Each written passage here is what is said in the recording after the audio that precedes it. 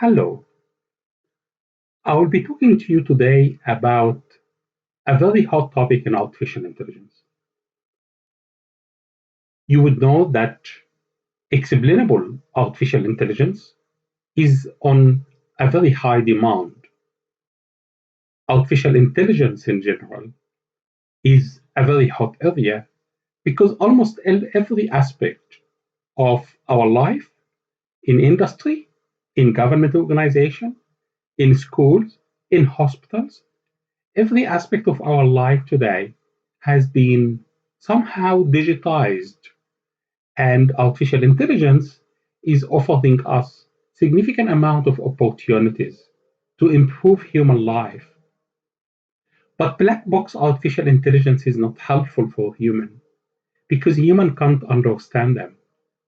So the demand is quite high on how to design an AI that can explain what it's doing to the human, that's not giving human surprises, that is interpretable so that it can speak in a language that the human can understand. So this is the context of today, but I'm not talking about a classic AI. I am talking about a more powerful type of artificial intelligence that is known as distributed artificial intelligence. So human swarm teaming is our context.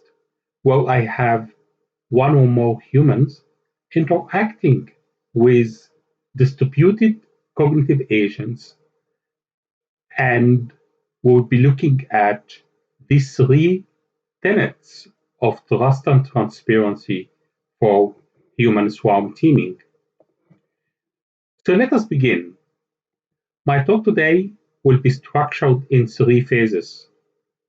In the first phase, I'll talk to you about human swarm teaming. I'll explain swarm intelligence.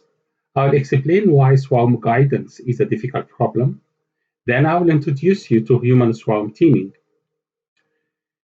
Then after that, in the second phase, I will talk to you about the three tenets for transparency: interpretability, explainability, and predictability. Then after that, I will conclude in the third phase with some of the most challenging problems that we would like to solve in this area. I will talk to you about the future research directions. Then I will conclude my talk with three take-home messages that I hope that you will take out of my talk as the main points that I'm trying to make today. So let us begin. I will start with human swarm teaming and introducing swarm intelligence. The swarm intelligence is a very old topic in artificial intelligence. It's about distributed agents, about agents that act almost independently, but they exhibit a complex behavior by interacting together.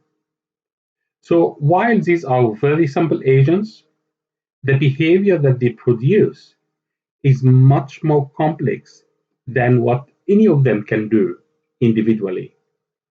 The classic example of a swarm intelligence is social insects. So Punapu, Dorigo, and the Rolos in 1999, they had one of the oldest, and it was actually the first book that discussed this topic at depth. But when they talked about swarm intelligence, they mainly focused on social insects. They identified that there are approximately 10 to the power 8 living insects on Earth, and 2% of them are social. And only these social insects are the insects that are covered under swarm intelligence, because that is almost one of the main conditions that the agents need to exist in a society, and they need to be social agents. What this means is they need to have tendency to be together. So social insects are all ants, all termites, some bees, and some wasps. Approximately 9,000 species there are 9,000 species of ants, and a colony size can reach 1 million ants. A queen may live for more than 20 years. So when you have a colony which exists of 1 million ants, that is a significant size. And it is really fascinating to ask ourselves, how can these ants with very simple behavior produce complex patterns like that we see that looks like a human designed castle of some sort? So let us move away from social insects to another type of swarm intelligence, schooling, fish schooling. When we look at fish and how they swim together, the patterns they construct through their interaction. Again, simple agents with complex behavior. We look at birds in the sky, and when we look at birds in the sky, we again see this type of complex behavior that's emerging from very simple agents. Then I have at the bottom of the slide another type of complexity, another type of swarm behavior with gray fox. Now, gray fox is quite different from the ants, from the fish, from the birds in the sky, in the way they organize themselves. So they organize themselves in some sort of social hierarchy, where we have four types of foxes. The alpha, and the alpha is pretty much the leaders of the pack. They are the hunters. They are specialized in hunting. They choose sleeping locations. They dictate decisions to the swarm. Those second in line is the betas foxes. So betas, they support the alphas. They give them advice pretty much. They ensure that the pack is disciplined.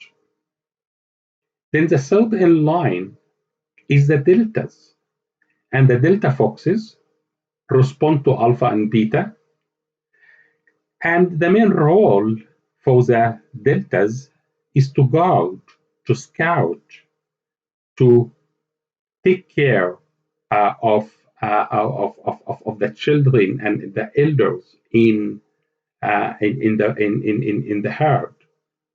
And the last is the omega. So the omega is almost like the lowest category in the fox herd. They eat last. The main role of the omega would be secondary in nature, such as babysitting. So we could see differences in this swarm.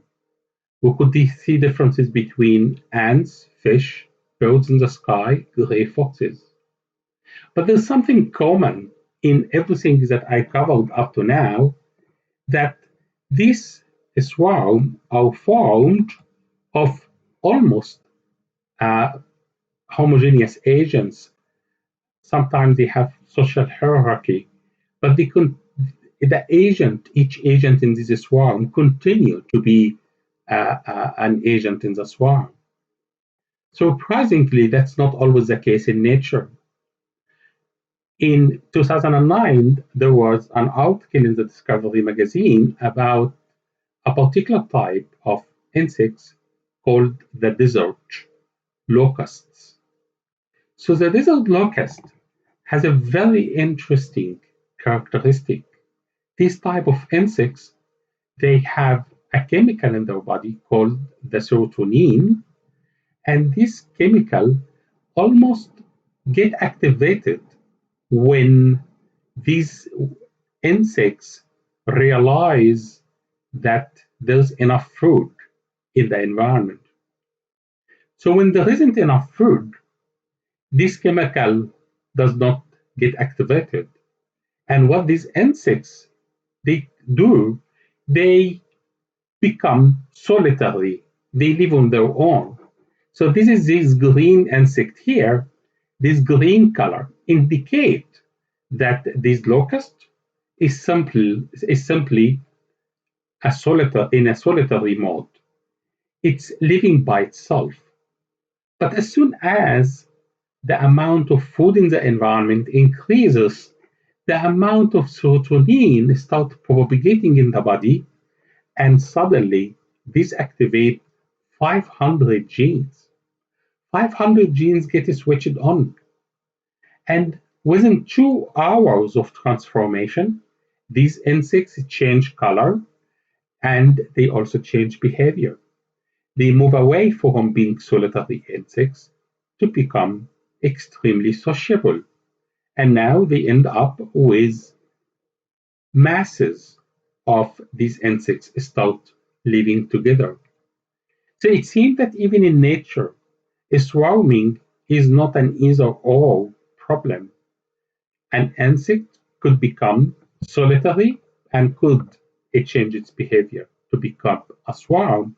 What's fascinating about that is it depends on the environment. It is not the insect decision to switch. It is the environmental condition which causes the insect to switch. So let us now try to define what is swarm intelligence, and I will follow a very systematic way to define it for you today. So I will just go to the dictionary when I look at the word swarm, and we look at the dictionary, we find this word swarm as a noun, and that's one of the definition. A large number of animate or inanimate things massed together and usually in motion. If it's a verb, the definition is to move or assemble in a crowd. You could see the commonality in the definition of a swarm. It's about being in large numbers, mass, and it's about movement. It's about being in motion. The second aspect of swarm intelligence is the word intelligence. And the way that I like to define intelligence is to define it as the automation of cognitive functions. So intelligence is really about cognition, about these cognitive functions that we have in our brain. It's about perception, comprehension, projection. These are the three components of situation awareness as being defined by Ensley. It's about learning, understanding, planning, deciding, all pretty much cognitive function that we have on our brain. Intelligence is about creating and designing these cognitive functions and understanding how they work and how they interact together to create what we call an intelligent agent, an agent that can sense and decide and act in the environment, can anticipate actions of other agents in the environment, can plan ahead, can adapt its behavior, can learn, and so on. So when we put these two together in swarm intelligence, we can see that we have three building blocks for swarm intelligence: mass, motion, and cognition.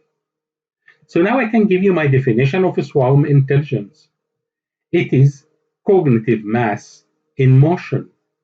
A cognitive mass in motion is a swarm. And I can simplify that in a more concise definition.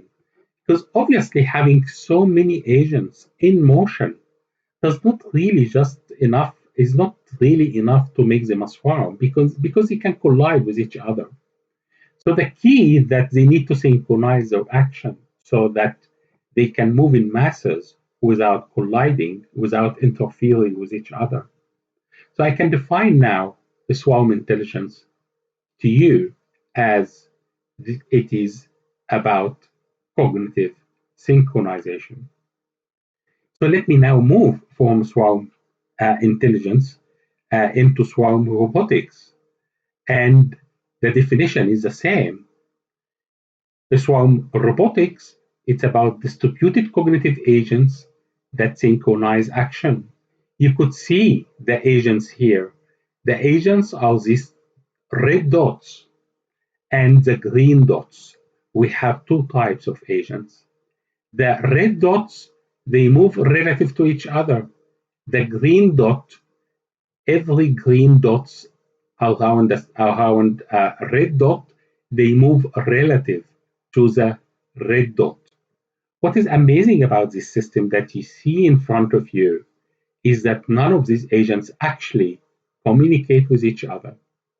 The reason we get this organized or self-organized behavior is because of the ability to synchronize, and they can synchronize without necessarily communicating. So that is the advantage of swarm robotics, our ability to create masses of agents that can act and solve problems through synchronization. So why do we need swarms? Obviously, we have so many socioeconomic applications for swarms. One in Australia, which is one of the applications that I'm working on, is the fact is that we have very huge farms. And a single UAV is not really sufficient to cover this space for lots of different reasons. So a swarm could actually help the farmer to do lots of things on this farm, from inspecting plants to herding sheep, for example, to inspecting weeds on the ground. Another application for swarm is when there are accidents in the ocean, when one of the ships leak petrol, for example. This type of leakages is extremely difficult to clean. And Swarm can offer lots of help here because you can send this large number of underwater vehicle to clean this ocean.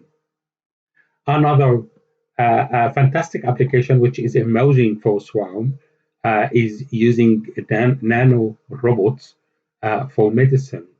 So swarm-based medicine, at the moment, people are looking at how to send these nano robots inside the human body so that, for example, to treat cancer.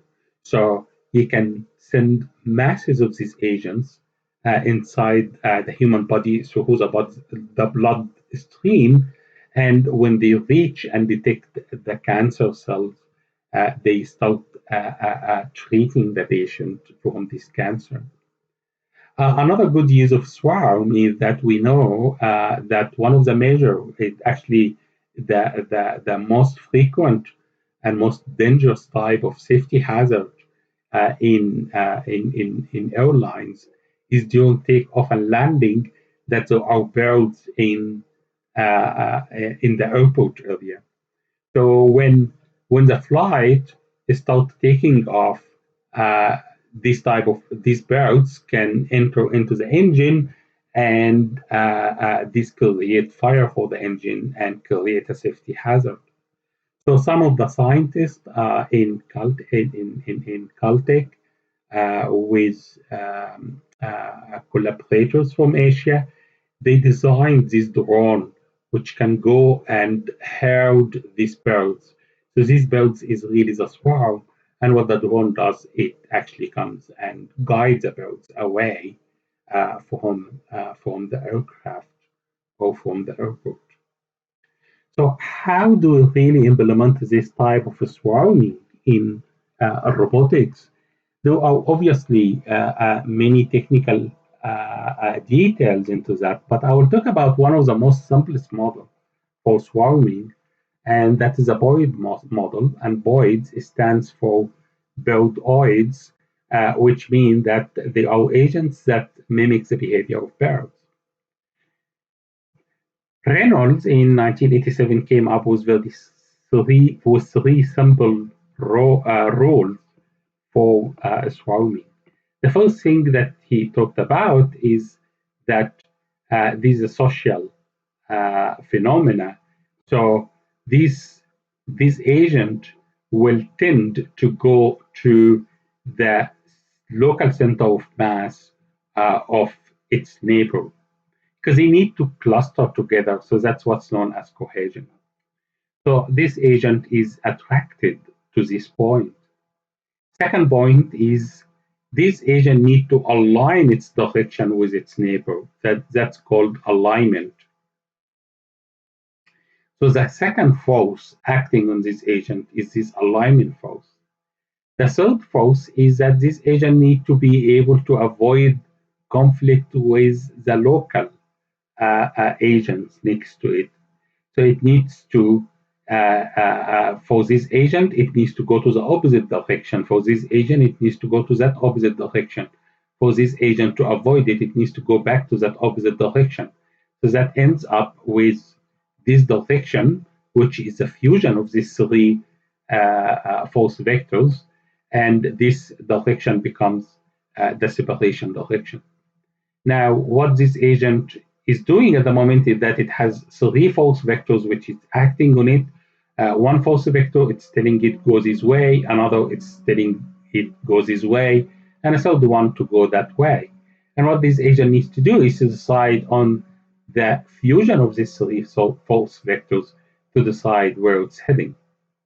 And if we look at this very simple rules, in implementation, you get to see what I'm showing here on this screen.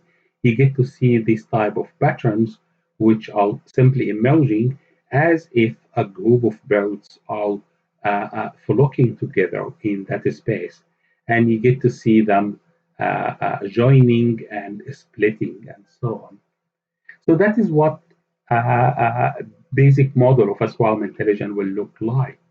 Obviously, we have a problem here that when you look at this model is I can't really guide it anywhere. They are flying together as birds, but there's nothing other than these three simple rules that I explained that's guiding their behavior. So that is what makes the swarm guidance really difficult. How can I actually guide a large number of agents with minimum number of agents?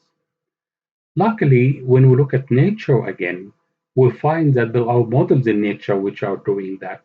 And one of these models is sheepdogs. Sheepdogs go and collect a large number of sheep by following very simple rules. And again, Strombaum and others came up with very basic rules to get sheepdogs to collect the sheep. And it turned out that what Reynolds did with boids is extremely useful because that is the model being used by the sheep. They tend to cluster together, they avoid collision, and they tend to move in the same direction. So, what shepherding is about is to how to guide them. So what the sheepdog does, the sheepdog add an extra force vector, a force vector which causes the sheep to go in the direction of the sheepdog. So if this sheepdog is moving in that direction, the sheep will start repulsing away from the sheepdog in in the same direction. So it turns out that by using this sheepdog's idea, we could actually control a large number of cognitive agents. So let me now move away from um, the swarm guidance into the human swarm teaming problem. So the human swarm teaming, again, I have this large number of agents, which is what we call the swarm, like what we've seen in the previous slides. These agents will need to somehow communicate. So this is my infrastructure.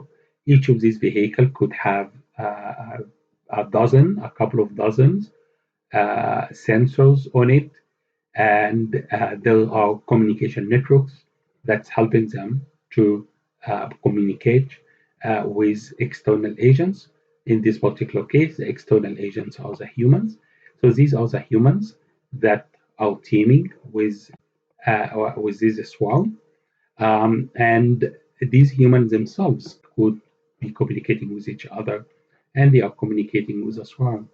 In addition to that, this human could actually take this to a different level of complexity, where in addition to having the ground vehicle, they could also be communicating with another swarm in the air.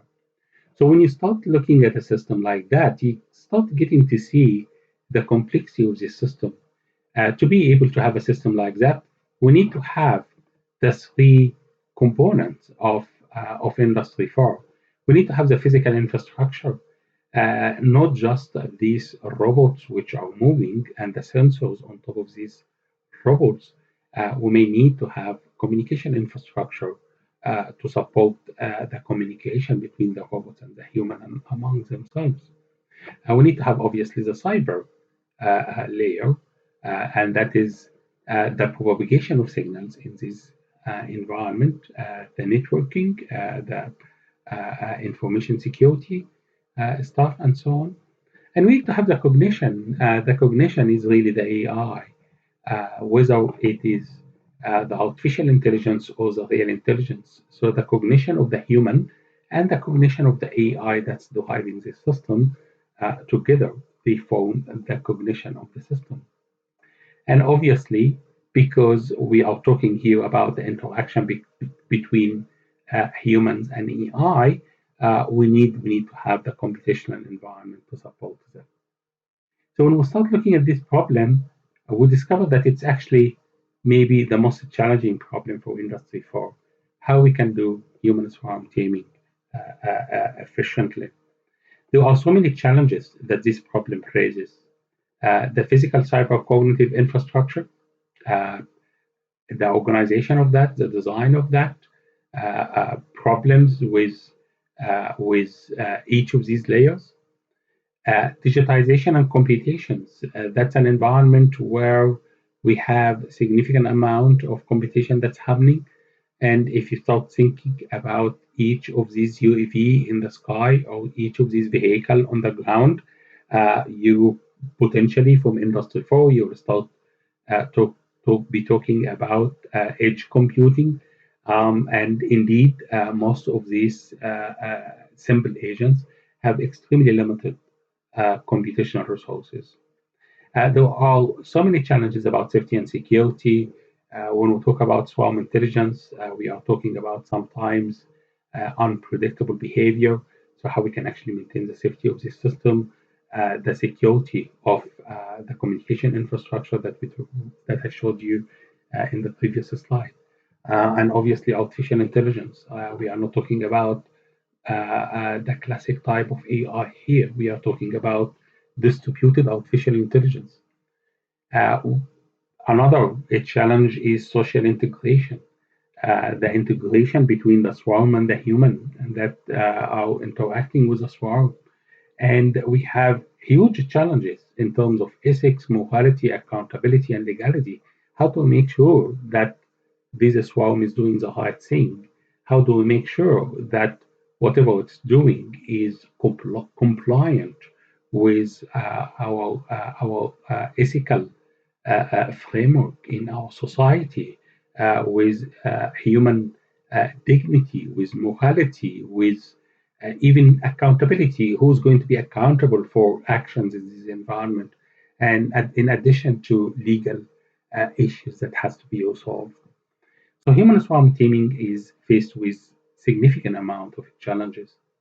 So let me now allow me now to move to our main challenge that I will cover in the second phase of this talk, which is trust and transparency. So let us look at transparency, and I will be talking about the interpretability, explainability, and predictability. For human swarm teaming to work efficiently, the swarm need to be transparent to the human, and the human needs to be transparent to the swarm. But obviously, the question that we ask here is, what does this actually mean? What does it mean to be transparent? It turns out that this concept of transparency is possibly one of the most confusing topic in the literature. And when we start uncovering the details of that, we discover that the source of confusion is not just in transparency. It's actually because these three building blocks of transparency are extremely confusing in the literature as well: interpretability, explainability, and predictability. So let me first show you how these concepts are confusing. Let me then, after that, give you a formal definition to avoid this confusion. Then, after that, I will give you an architecture, how we can put this together in a system that can support human swarm teaming. So, when you look at the confusion in the literature, something like interpretability, you find many different definitions. Some people define it as the degree to which an observer can understand the cause of a decision. Now, that's extremely confusing because here we are talking about causality. If you think about interpretability as someone who is translating between from French to English, and if you understand English and you are listening to the English version of that, uh, you can't really think about interpretability from the perspective of these causes, because you are not necessarily seeking a particular explanation of how things get translated. What you are seeking is to interpret what the other person is saying, and the translator job is to do this interpretation. Another confusing definition in the literature almost implied that interpretability require is a form of prediction. So again, there is significant difference between prediction and interpretability. And the third definition defines systems are interpretable if their operations can be understood by a human. So it confuses interpretability with human understanding per se. And again, it confuses it with explanation. The same issue with explainability. Some people restrict explainability to causality. And when you do that, obviously, causality is a very strict type of explanation. Explainability goes beyond causality when you are asking someone to give you an argument or to explain something. Yeah, we are not always seeking the causes of that.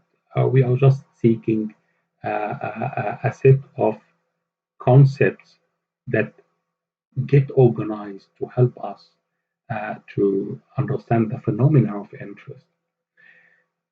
Some authors said that explainability is about the why question, but when I'm asking a question, how did you do that?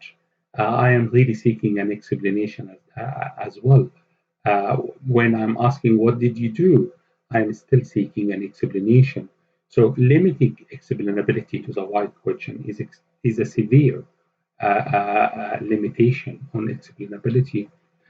Even when Rauba defined explainable AI, they said it's about developing machines with an enhanced understanding.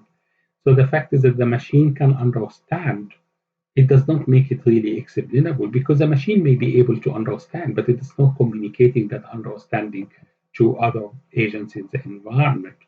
And again, there are different forms of understanding uh, other than what we would normally think about from a human perspective. The same when we go and look at predictability, we discover that there's again significant confusions. People equate predictability with anticipation, and people almost condition an agent uh, that the agent needs to be consistent to be predictable. I could have a model of an agent that is not consistent, but because I have a model of that agent, I am able to predict its behavior perfectly fine.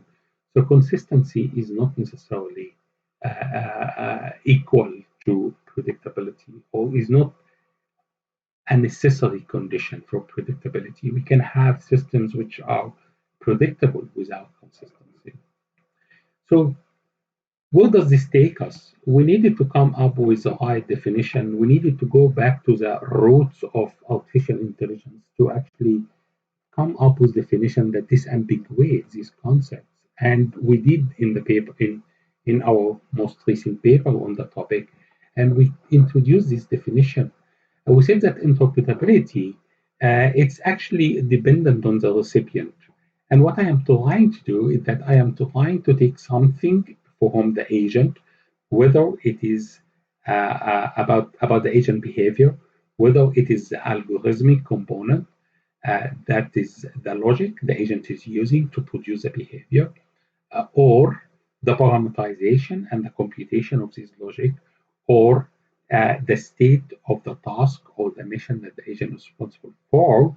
And interpretability is a function that takes these three components and produce a knowledge set that a recipient can understand. So I am using what I know to make a statement for you to understand it. And when I am doing that, I am trying to speak in a language that you will be easily able to actually interpret it. You will be easily able to integrate it with your own knowledge set.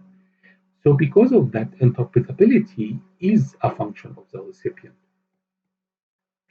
Explainability is not a function of the recipient. Uh, Explainability is a process inside an agent that allows the agent to produce a coherent sequence of statements that connect an initial state to a target state. So if I come and I ask you for an explanation for omega, explainability is about the generation of these logical statements that at the end lead me to understand omega, lead me to omega. Now, these logical statements are not just causes and effect. They could be just a coherent way to connect the input and the output. Like in argumentation theory, when I'm giving you an argument, I'm not really giving you a cause for what you see. I am giving you an argument for what you see. That is a very weak form of explanation and causality.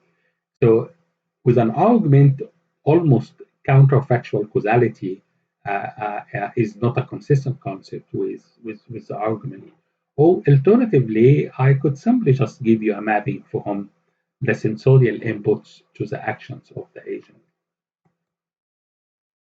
Predictability is an estimation of the next state of a mission given previously observed mission states by an agent. So again, I am talking here about the ability of the agent to estimate the next state of the mission. Now, it does not require that other agents in the environment have to be consistent. The agent could use its internal knowledge about the system to estimate the next state, even though that if you observe the other agents in the environment, none of them is consistent. So when we start putting that into a framework to go away from the level of just defining the concept into an architecture, what we get to see here is a service-oriented architecture which explains how this human is going to interact with this swarm and how we provide in the design of our computational model the services which allow for the interpretability module. We need to have language services so that if I'm speaking, if I need to translate to French, I translate to French. If I need to translate to Italian, I translate to Italian. So I need to have language services. I need to have fusion services, which allows the agent to take multiple pieces of information to put them together before the interpretation occurs. And I need to have a trust service. I need to have models of trust, and I need to be able to calibrate these models against these agents. So that's interpretability, the communication of language between these two agents. But what is these agents are communicating? They require explanation. So explanation is the inference services, which is sitting at the back end here. That if this agent is trying to explain something, it needs to come up with an internal explanation that will then be interpreted to the external agents in a language that they can understand. And it needs to have the predictability module, which is simply about contextual awareness and having theory of mind. That is the ability of the agent to construct models of external agents it's interacting with. And to be able to do that, obviously, we need to have our logic, the agent logic, the ability of the agent to do planning, to do control and guidance, and so on. So that is the internal agent logic that explainability and predictability is acting on top of it, and the way this agent is communicating to the external environment in a language that other agents understand is through the interpretability module. So let me now conclude my talk, and I will be concluding it with future research directions. So the first future research direction is some of the work we are doing at the moment, which is about apprenticeship bootstrapping. When we're dealing with humans are not necessarily all experts, and apprenticeship bootstrapping is based on apprenticeship learning. So we came up with this apprenticeship bootstrapping concept, and that is the ability to learn more complex phenomena by building models from agents that are less complex. And what we could see here is this idea of sheepdog that's guiding this ground vehicle. So this UAV has learned how to take off and guide this vehicle using this concept of apprenticeship bootstrapping. There are so much that we can do in this domain, and I would invite anyone who's interested to look at this paper to see some of the future work. Again, safety net for AI. We talked about the swarm, and we said that we could end up with behaviors which are quite dangerous. So, how to put a safety net around the swarm? Again, safety nets is an evolving concept with significant challenges. How you can secure your industry for agents, these mobile agents, using the safety net concept. Then we go to the real world. What you see here is a UAV approaching the sheep, trying to collect them. And when we start taking this to the real world, we need to be able to handle uncertainty. There are so much in that environment. If you look at the reaction of the sheep, for example, suddenly they will start running. And this type of behavior, we need to be able to handle the uncertainty in the environment, wind information to these, and so on. And last but not least, security of the swarm is a very hot topic. So what's going to happen if one of the swarm, for example, is spoofed? So looking at the robustness of the swarm and the security of the swarm is one of the hot topics. So let me please now conclude with three take-home messages.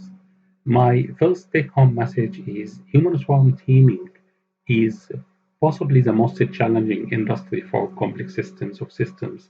I invite you to look at human swarm teaming if you are working in Industry 4. There are so many challenges that uh, uh, needs people and good resources to address. Trust and transparency requires interpretability, explainability, and predictability.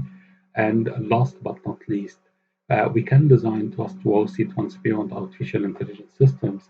There are ways of doing that, but also there are challenges. And by making the system transparent using the three tenets that I talked about today is a very good step toward that. And with that, I would like to thank you for inviting me today and for listening to me. These are the references that I have for my talk. And this is our new book that will be coming in early January 2021. And if you would like to learn about transparency, interpretability, and predictability, this book is available online. This paper is available online, and I invite you to have a look at it. Thank you so much once more, and I really hope that I would have been with you today, but COVID-19 is challenging for all of us. So I wish you a very successful conference.